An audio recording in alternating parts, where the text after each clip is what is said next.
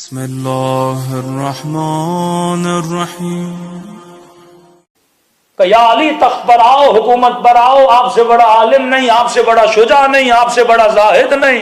امام نے فرمایا آؤں گا تو صحیح، لیکن علی کی عدالت تم سے برداشت نہیں ہوگی۔ دونوں آ گئے علی کے پاس، یا علی پچھلوں کے حساب کو چھوڑو، کس نے کیا کیا، کس نے کیا کمایا، اکاؤنٹیبلٹی آف امیر المومنین لوگوں سے برداشت نہیں ہوتی تھی کہ جب مسلمان بنے تھے پہننے کے لیے قمیص نہیں تھی، جب جناب دنیا سے مر گئے تو فرماتے ہیں سونے کی پلیٹیں گھٹنوں سے توڑ کر ان کے بچوں میں تقسیم کی جا رہی تھی۔ اتنا مال انہوں نے 25 سالوں میں جمع کر دیا تھا، آئے تھے تو پہننے کے لیے کپڑے نہیں تھے۔ امام نے فرمایا حکومت پر آؤں گا تو عدالت مصطفیٰ کو نافذ کروں گا، پوچھوں گا پیسہ کہاں سے کمایا ہے، اگر بیت المال سے کسی نے لیا ہے تو فرمایا تمہارے حلقوم سے علی نکال کے باہر رکھے گا۔ تو لے کر آیا علی، پچھلوں کو چھوڑ دو، آپ کی حکومت میں اگر کوئی کرپشن کرے آپ اسے سزا دو۔ امام نے فرمایا وہ امام کیسا جو پچھلا حساب نہ لے۔ تو میں نے کہا تھا تم سے علی کی عدالت برداشت نہیں ہوگی۔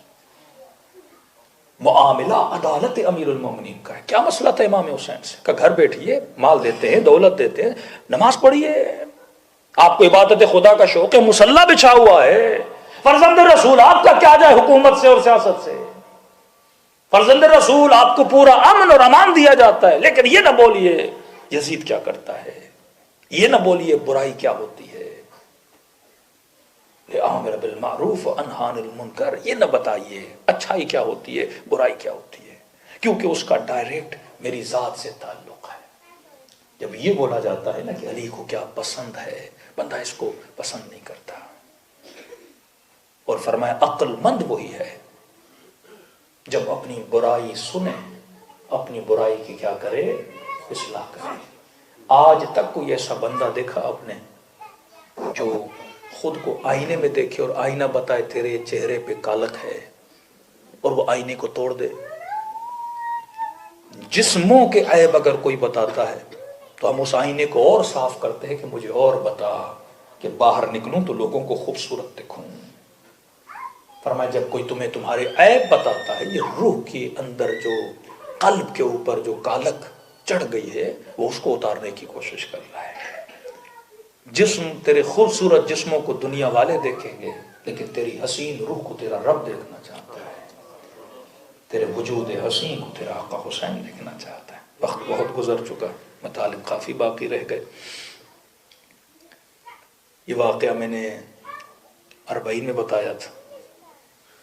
4 پوائنٹ اگر آپ نوٹ کر لیں، کیونکہ لاسٹ ایئر ہم نے کوئی پورے یورپ کا ٹرپ کیا تھا، ایون آسٹریلیا تک، اور ہم نے دیکھا کہ واقعاً جن لوگوں کے بچے ان سوسائٹی میں واقعاً نیک رہ گئے انہوں نے کیا کیا، اور جن لوگوں کے بچے ان سوسائٹی میں بگڑ گئے انہوں نے کیا کوتاہیاں کی۔ ہر ایکشن کا ری ایکشن ہوتا ہے۔ اگر آپ اصول کو فالو نہیں کرو گے، لاکھ مولوی سے ممبر سے دعا کروا لو بچہ نہیں بننے والا، لاکھ خواتین بول دیں مولانا شوہر کے لیے دعا کریے سدھر جائے، نہیں سدھرے گا۔ 40 سال کے بعد لوگوں کی عادتیں جب ان کے اندر راسخ ہو جاتی ہیں بہت مشکل ہوتا ہے عادت کا نکلنا۔ بندے کا ہور ہونا چاہیے کہ اپنی عادت کو بدل دے۔ پہلی سب سے بڑی مسٹیک، اب ناروے گئے، ڈنمارک گئے، مختلف ملکوں میں گئے، جن کے بچے انہی سوسائٹیز میں پلے بڑے اور مولانا بن گئے، نیک بن گئے۔ آج تو ایک بندے سے میں مل کے آیا کہ تعجب ہوا، شمالی علاقے جات کے مومن تھے، بڑی شاباش دی ہم نے ان کو کہ جنہوں نے شادی بھی کسی انگریز سے کی،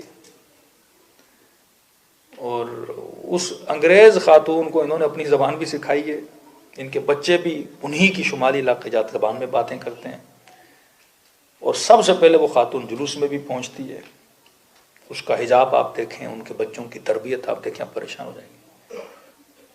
مطلب ایک چیز ناممکن نہیں ہے، ایک بندہ انگریز سے بھی شادی کر کے اس قدر اس کے بچے نیک۔ لیکن وہی پوائنٹ جو میں نے پچھلے سال یورپ کی مجالس کے بعد کراچی میں بھی لوگوں کو بتائے تھے، انہی پوائنٹ کو انہوں نے خیال کیا۔ سب سے بڑی غلطی جو ہم کرتے ہیں، جو مسٹیک کرتے ہیں، دیکھیے آپ کا ایک اپنا کلچر ہے، آپ کا ایک اپنا خاندانی سسٹم ہے، اس بچے کو آپ نے اس خاندان سے ریلیٹ رکھنا ہے، دادا سے، دادی سے، پھپھو سے، خالہ سے، اپنے وجود کے ساتھ، اور اس ریلیشن اور اس کنیکشن کی جو سب سے پہلی زنجیر ہے وہ زبان ہے. وہ والدین جو اپنے بچوں سے انگلش میں بات کرتے ہیں یہ ابھی بھول جائیں کہ یہ بچے بڑے ہو کے اپنے دادا دادی سے کیا رہیں گے؟ کنیکٹڈ رہیں گے. اور جب اس جناب کو پتہ ہی نہیں کہ میں اپنے بچے کا نقصان کتنا کر رہا ہوں. سائیکولوجیکلی پرووڈ ہے کہ جو بچہ ملٹیپل لینگویجز میں بات کرتا ہے وہ نارمل بچوں سے زیادہ شارپ ہوتا ہے. کہ بھائی انگلش سوسائٹی میں بچہ انگلش اسکول میں پڑھ رہا ہے، انگلش سوسائٹی میں رہ رہا ہے، انگلش تو ویسے ہی سیکھ جائے گا. کہتا نہیں مولانا میں اسے نہیں سکھا رہا، خود سیکھ رہا ہوں. بدبخت تو اپنے چکر میں اس کو تباہ برباد کر رہا ہے.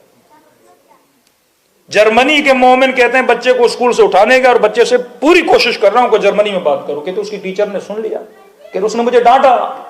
بھائی تو اپنی نیٹو لینگویج میں بچے سے بات کرنا. کہ تو جیسی جرمنی بات کر رہا ہے اس کی جرمنی کو بھی تو تباہ برباد کر دے گا. خود کو تو آتا نہیں، نہ ایکسنٹ ہے نہ ورڈز آتے ہیں، ٹوٹ پھوٹ کے بات کرتے ہیں. بچے والدین کا مذاق اڑاتے ہیں. سب سے پہلی غلطی زبان کی، یعنی اس ماں کو اس باپ کو اتنی عقل نہیں ہے کہ اگر میں اپنی لینگویج سے بات نہیں کروں گا یہ کل دادی سے کیسے بات کرے گا، دادا سے کیسے بات کرے گا، اپنے معاشرے سے کنیکٹ کیسے رہے گا. اس مجلس میں بولا نا بچے مجلس پہ کیسے آئیں گے؟ مجلس سے ان کو اردو سمجھ نہیں آتی، مرثیے سمجھ نہیں آتے، سلام سمجھ میں نہیں آتا، نوحے سمجھ میں نہیں آتے. یہ ہماری غلطی ہے کیونکہ وہی جو ماڈرن سلیوری، وہی جو غلامی ہمارے اس بات میں خوش ہوتا ہے کہ مولانا کراچی جاتا ہوں 10 لوگوں کے سامنے میرا بچہ انگلش بات کرتا ہے تو میں نے کوئی بہت بڑا تیر مار لیا ہے. ابھی تک وہی غلامی اس کے ذہن میں بیٹھی ہوئی ہے. بھائی انگلش تو ویسے ہی سیکھ جائے گا تمہارا بچہ. لینگویج انسان کو کلچر سے کنیکٹ رکھتی ہے، ایک تہذیب، ایک تمدن، ایک سیولائزیشن کے ساتھ کنیکٹڈ رکھتی ہے. سب سے پہلی غلطی، اب میں کمیونٹیز کا نام نہیں لوں گا، پاکستان کی کئی کمیونٹیز ہیں جو آسٹریلیا میں تباہ ہو گئی ہیں، پرتھ میں تباہ ہو گئی ہیں کیونکہ ان کے خود ان کی لینگویج، اوریجنل لینگویج اردو نہیں تھی، کوئی اور لینگویج تھی اور بچوں سے کسی اور لینگویج میں بات کی. ان کی لینگویج میں اتنے پروگرامز نہیں ہوتے تھے. ظاہر بچے جب لینگویج نہیں سمجھیں گے، کوئی بک نہیں پڑھ پائیں گے تو وہ خود کو کنیکٹ کیسے کر پائیں گے؟ پہلی غلطی. اور ان کے بچے بچے جنہوں نے اپنے بچوں میں، اور جس کو میں نے یورپ میں دیکھا زیادہ تر اس میں پنجاب کی کمیونٹی زیادہ اس میں تھی، ایکٹیو تھی. دوسرا کہ جو اپنے بچوں کو کم از کم سال میں 2 مہینے 3 مہینے 6 مہینے پاکستان لے جاتے تھے کہ تاکہ اس کلچر میں بچہ تھوڑا گھلے ملے، اس کلچر کو دیکھے، اس ماحول کو دیکھے، ایک تھوڑی اس کی کیا پیدا ہو، انسیت پیدا ہو، محبت پیدا ہو. جنہوں نے کمپلیٹ ڈسکنیکٹ رہا. اب یہ بندہ جس نے انگریز سے شادی کی ہے کہتے ہیں مولانا شادی کے بعد 2 سال میں نے اس کو پاکستان میں رہایا تاکہ کلچر بھی سیکھے، زبان بھی سیکھے، میرے باپ دادا کے ساتھ انسیت بھی پیدا ہو. اور کہا اسے اتنا وہاں پہ مزہ آیا، اب یہاں رہنا پسند نہیں کرتی، وہاں رہنا زیادہ پسند کرتی. تیسرا فیکٹر جو اولاد اور نسلوں کی گمراہی کے لیے سب سے زیادہ باعث ہوتا ہے وہ ایجوکیشن سسٹم ہے. یا آج کل جو ایجوکیشن پہلے 18 سال کے بعد بچوں کو دی جاتی تھی، آج 5 to 6 ایئرز کے بعد بچوں کو دی جاتی ہے. اور پہلے صرف پڑھایا جاتا تھا، پروجیکٹر لگا کر دکھایا جاتا ہے کہ اولاد پیدا نہ کرنی ہو تو پروٹیکشن کیسے کی جاتی ہے. تو ان لوگوں کے بچے جنہوں نے ہوم اسکولنگ کی اپنے بچوں کی، اس پہ خرچہ تھوڑا زیادہ ہوتا ہے لیکن اس میں بچے آپ کے امریکہ میں اکثر وہ لوگ اپنے بچوں پہ جو تعلیم و تعلم کا کام کر رہے ہیں ہوم اسکولنگ. یہ مومن بھی جس کی بیوی ہم نے بتایا کہ انگریز تھی اور مسلمان ہو گئی، یہ بھی اپنے بچوں کی کیا کرتی ہے؟ Home schooling. چوتھا وہ لوگ جن کی ازواج نے، جن کی بیویوں نے اپنے بچوں کی تربیت کی ذمہ داری لی. لیکن ہوتا یہ ہے یہاں پہ لوگ مورگیج پہ آ کے گھر لیتے ہیں، مولانا گھر بھی 4 بیڈ والا چاہیے. اب 4 بیڈ والا گھر چاہیے تو بیوی کو بھی کام کرنا ہے، شوہر کو بھی کام کرنا ہے. سیدھی بات ہے، کس طریقے سے پے کرو گے؟ اس پہ کمپرومائز نہیں کرنا کہ ہم 2 بیڈ کا گھر لے لیں، کم از کم شوہر کمائے، بیوی کی توجہ کس پہ رہے؟ بچوں پہ رہے. جب دونوں ماں باپ اپنے بچوں کو حوالے کر دیں گے کسی معاشرے کے حوالے، پھر توقع نہ رہے کہ میرے بچے ویسے بنے جیسے امام حسین چاہتے ہیں. اگر حضرت عباس بنے، اس میں کمال عباس نہیں ہے، یہ ام البنین کی گود کا اثر تھا جس نے عباس کو عباس بنایا. حدیث معصوم فرماتے ہیں عورت کا جہاد اپنے گھر میں اپنے بچوں کی تربیت ہے. یہ سب سے بڑا جہاد ہے. یہ جرمنی کے فرینکفرٹ میں مومن رہتے تھے، کہتے تھے مولانا جب تک میں نوکری کرتا تھا مجھے یاد نہیں کہ میں نے 6 مہینے میں بچوں کو کتنے دفعہ دیکھا تھا. شام کو میں کام سے آتا تھا، بچے سو جاتے تھے، صبح وہ سویرے اسکول چلے جاتے تھے اور میں لیٹلی اپنے کام کے لیے نکلتا تھا. لیکن جس دن میں نے بزنس اسٹارٹ کیا اس دن سے مجھے تھوڑا بہت وقت ملا اپنے بچوں کے ساتھ وقت گزارنے میں. 14 سال تک لوگوں کو پتہ نہیں چلتا اپنے بچوں کا. ایک مومن آیا ایک سینٹر میں کہ مولانا یہاں کے بچے تو پاکستان سے زیادہ ماشاءاللہ نہج البلاغہ آتی ہے, صحیح سجادی آتا ہے, تجوید ماشاءاللہ اچھی ہے, ہاں یہ ریزلٹس بہت اچھے ہیں. میں بھی کئی خوجہ سینٹرز میں گیا, ٹل 14 بچے نیک ہیں. اصل جو ٹرننگ پوائنٹ آتی ہے بچوں کی زندگی میں وہ آفٹر 14 ایئرز ہے. جیسے وہ 14 کو کراس کرتا ہے اس کو یہ سمجھایا جاتا ہے کہ تم ایڈلٹ ہو, اب تمہاری مرضی ہے, جو کچھ تم سے کروایا جا رہا تھا وہ آپ کے بڑوں کی مرضی تھی, آپ کی مرضی نہیں تھی. اس کے بعد وہ یہ سمجھتا ہے کہ میں اپنے ڈیسیجن کا خود مالک ہوں. بچیاں حجاب اتار دیتی ہیں, بچوں کو گھر کو چھوڑ دیتے ہیں, یونیورسٹیز چلے جاتے ہیں, والدین کا آنا جانا ختم ہو جاتا ہے. یہ جڑیں جو آپ نے ان کی جو جڑیں اپنے خاندان کے ساتھ جڑی رکھنی ہیں, جب تک یہ عمل نہ کیا جائے. میں نے اس دن بھی مثال دی تھی, ان لوگوں کے بچے واقعاً صحیح رہے جن بچوں کا کنیکشن سینٹرز کے ساتھ تھا, جو اپنے کمیونٹی سینٹر میں آتے تھے, وہ بچے صحیح سالم تھے. 5ویں چیز جو ہم نے نوٹ کی وہ واقعاً میں شیعوں کو بتاتا ہوں, یہ معجزہ امام زمانہ علیہ الصلوۃ والسلام ہے.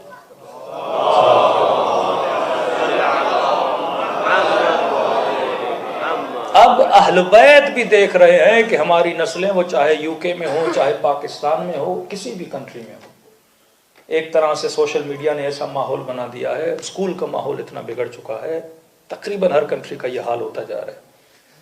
تو وہ کیسے ہمیں بغیر ہدایت کے چھوڑے؟ تو علماء فرماتے ہیں 40 امام حسین یہ کریشن آف امام زمانہ ہے. زندگی میں کچھ بھی ہو جائے, کم از کم ایک بار نہیں تو سال 2 سال میں ایک بار اپنے بچوں کو کربلا ضرور لے جایا کرو. 40 امام حسین سمجھیں کہ ایسی ٹریننگ ہے, 10 to 14 ڈیز کی ٹریننگ ہے جو آپ کے بچوں کے مزاج کو بدل دیتی ہے. جہاں پہ کمپلیٹلی اسلامی کلچر, جہاں پہ جذبہ ایثار, جذبہ قربانی, جذبہ محبت. کہ کبھی آپ نے سوچا ہے کہ جب آپ مشی امام حسین میں چلتے ہو, یہ پتہ نہیں بندہ پاکستانی ہے, انڈین ہے, افغانی ہے, نہیں, وہاں پہ ایک ہی رنگ ہے اور رنگ حسین ہے. وہاں کوئی کسی کی زبان کو نہیں جانتا اور ایک ہی زبان ہے, وہ نام ہے حسین ہے. کبھی سوچا کہ یہ ملینز آف پیپل کہاں جا رہے ہیں, کس کی طرف دوڑے دوڑے جا رہے ہیں؟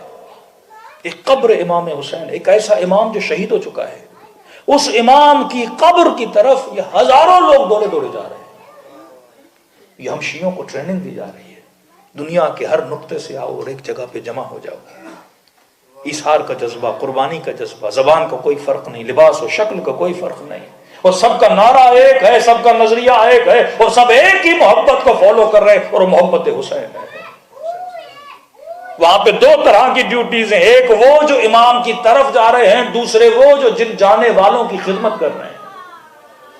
فرمایا بالکل اسی طرح ایک دن ظہور امام زمانہ ہوگا جب شہید امام کی طرف جانے کی ٹریننگ دی جا رہی ہے. یہ تیاری ہے ایک ایسے امام کی جو ظہور کرے گا.